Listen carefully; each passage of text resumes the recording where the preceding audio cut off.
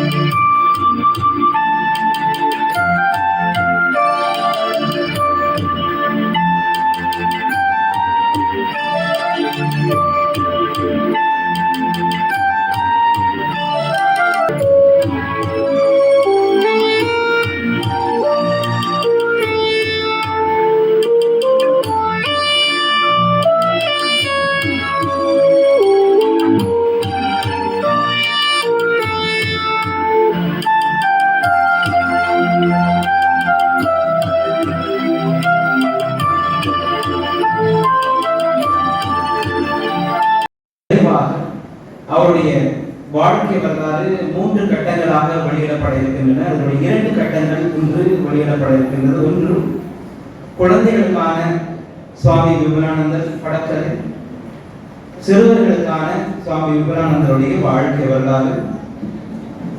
நூற்றாண்டு விழாவை முன்னிட்டு வாழ்க்கை திருமுறையில் ஸ்ரீராமகிருஷ்ணன் என்ற சாரதாதேவியா சுவாமி விவேகானந்தருடைய வாழ்க்கை வரலாறு மற்றும் உபதேசங்கள் அடங்கிய சிறு நூல் ஒன்று வெளியிடப்பட இருக்கின்றது.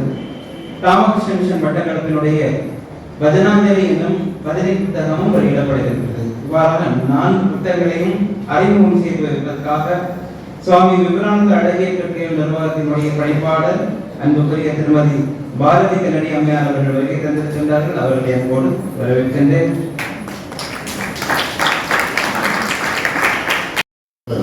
சில கேள்விகள் எல்லாம் கேட்டார்கள். சொன்னார். சப்ஜெக்ட் இஸ் வாட் டைம் ஷார்ட்னு சொன்னார். அந்த மாதிரி எனக்கு கொடுத்திருக்கக்கூடிய ஒரு சில மணித்துறைகளில் ஒரு சில கருத்துக்களை சொல்ல வேண்டும். பகவான் கிருஷ்ணன் கீதையில் சொன்னார், எப்பொழுது தர்மத்திற்கு ஒரு இடைவெளி ஏற்படுகிறதோ அதர்மம் தலையாகிறதோ அப்போது நான் அவதரிக்கிறேன் என்று சொன்னார். அப்படி அவதரித்த